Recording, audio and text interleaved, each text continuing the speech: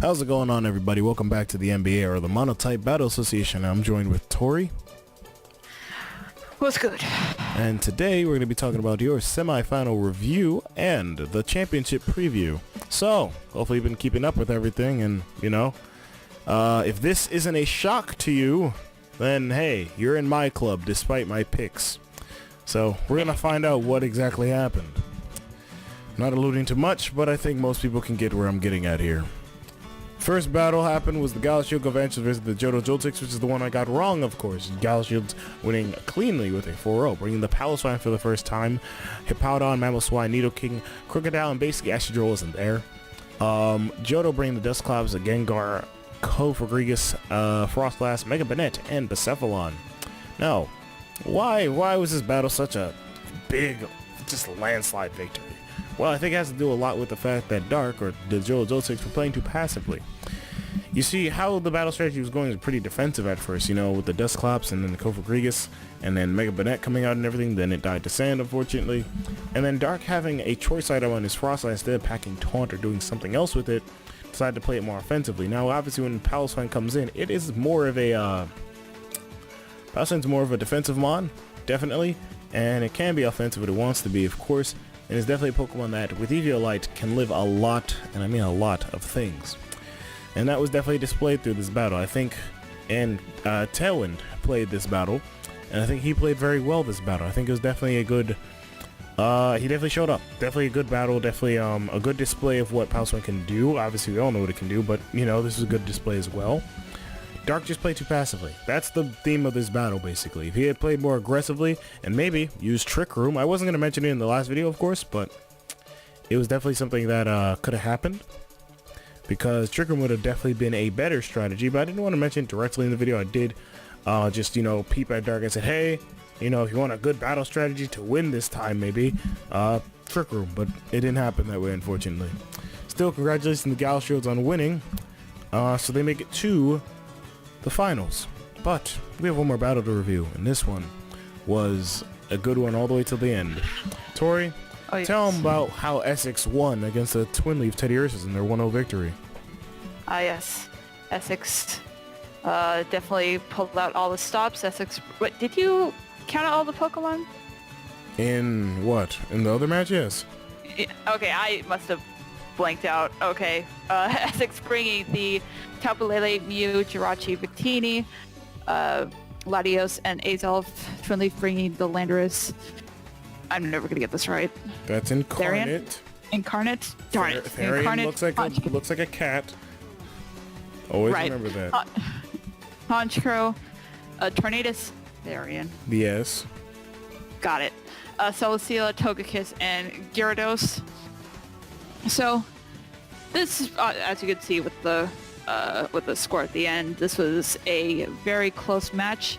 Essex basically had two basic win cons that he had to make sure to get done in order to win this match. One thing, make sure to get rid of Celesteela, and also get rid of the Gyarados.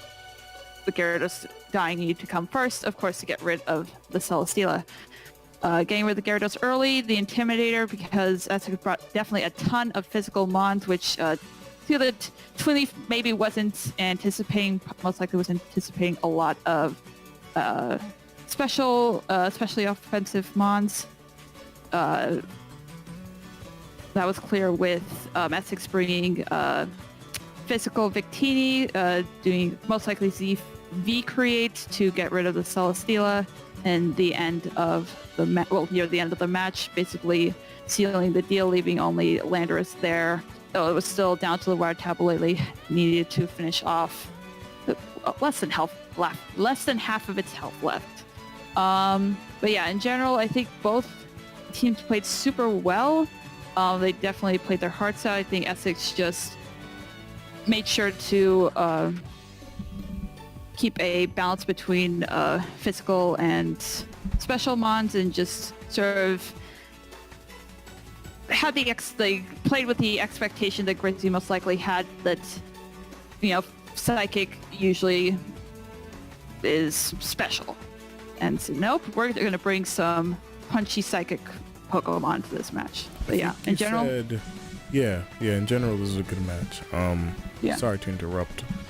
You said most likely V-Create, but we established it was V-Create. Right. And I think you said something was at half health?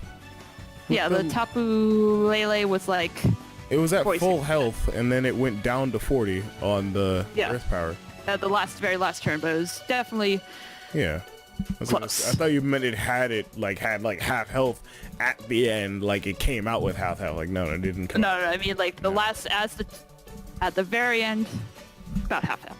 Yeah, about 40. And then Landers, yeah.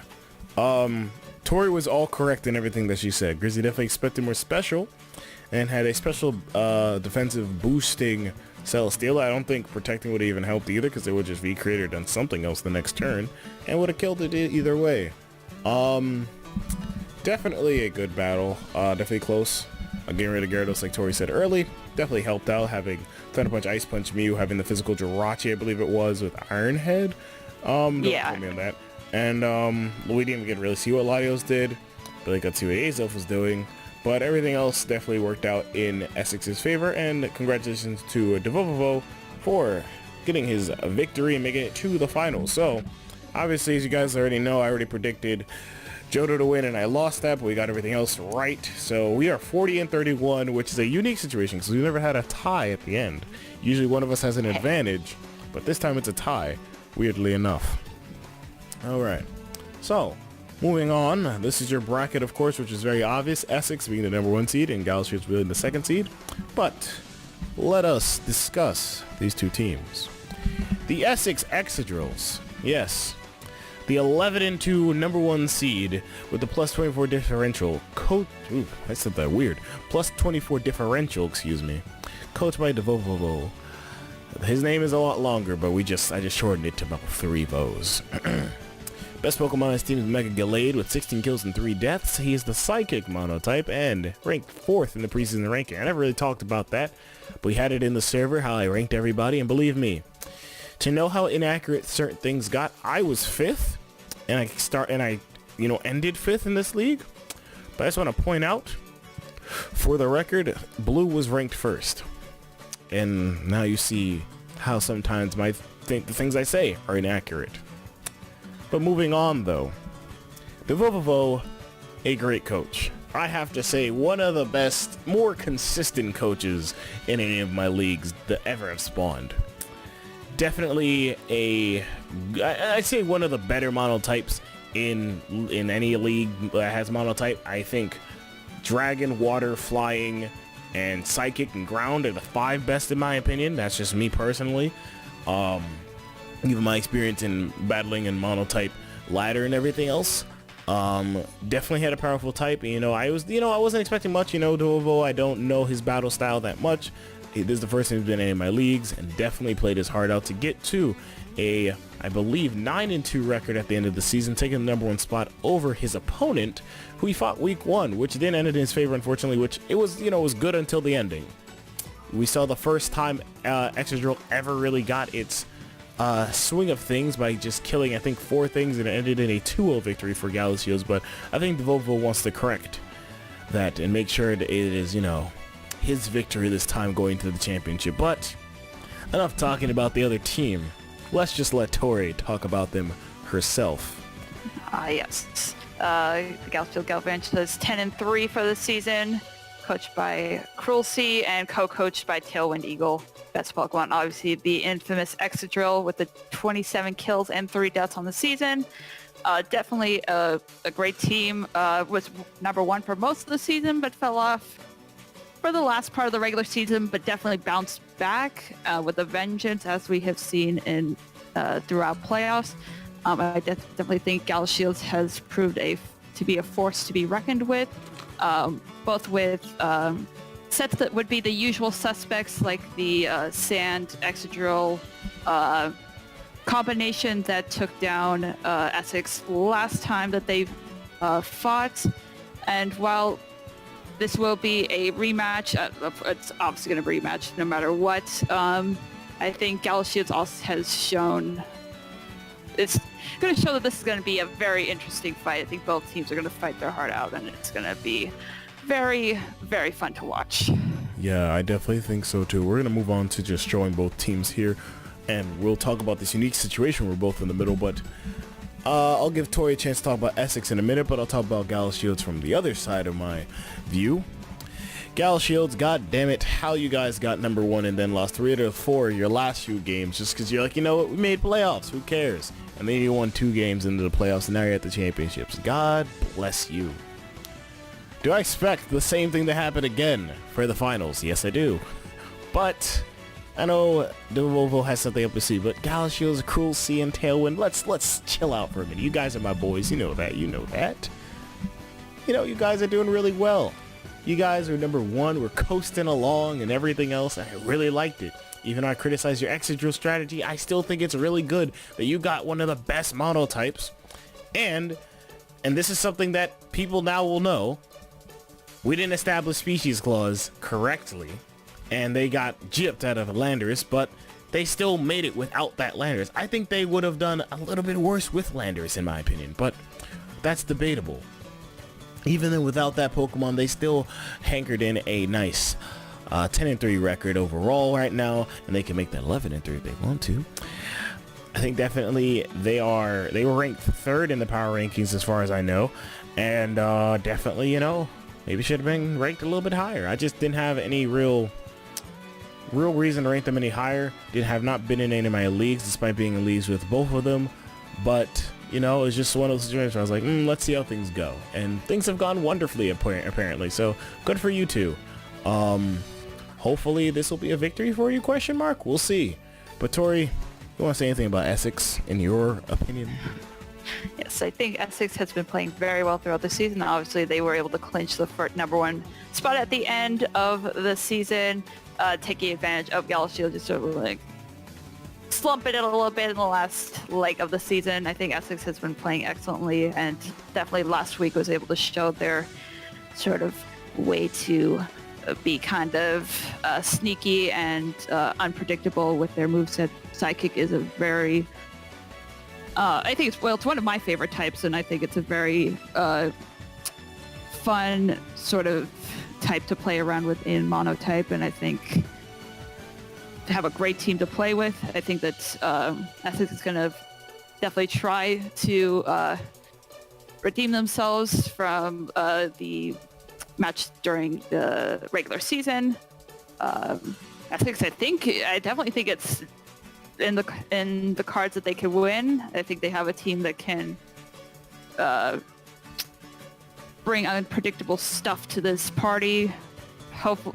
I just really hope that this is going to be a great and close match. I don't want to see a blowout either way. I think both teams are excellent. But I think Essex, both of them, is going to do great. Yeah. Do us proud. Hopefully. If you get a 0-0 win, that would, or 0-0 no, at don't the do end, that, please. that would be Please so don't. cool. Please don't. Please, actually don't do that. I would actually become very pissed off if that happened. And don't let it be a blowout like Jaded versus Tep in the DDL Season 2. Please don't. That was also horrific. Despite being a good game for the most part, and then the latter half was not that great. But, discussing why we're both in the middle, of course, well, this is a unique situation where we both could easily win our predictions. Now, obviously, we could pick the same team and that would just be terrible. But we're going to decide the day of, which we're going to do a post-com, and we're going to make sure no one spoils it in chat for us, so that, you know, I don't have to see it goddamn people talking about, oh my god, I'm glad this team won or whatever, you know, like, you know, thank you, don't do that. Obviously, people in chat, they'll know before, you know, they see the video. And we'll watch it, we'll say our predictions during that, and then we'll watch the replay. And we'll just keep it going from there. We'll watch it beforehand, you know, like we'll say it on video, and then we'll watch it ourselves, then we'll come back, and then we'll do our analysis. Don't worry, you guys will see it, obviously, edited that way. And Tori might not understand it now, but she'll understand it later. Yeah, I don't understand it now, but we will. Yes, I will understand. With that being said, thank you for watching the semifinal review and your championship preview. If you want to leave in the comments section who you think's going to win, that'd be great. I mean, I wouldn't mind. But it's the Essex Extra Drills versus the Gala Shield Garvantulas in the I guess, season finale of the NBA season 2. Because the first one wasn't named this, but it's still considered it. So thank you guys for watching. If you did like it, leave a like, comment, and also subscribe today if you're new. For me and Tori, we're both going to say goodbye. Bye-bye. And we'll talk to you guys later.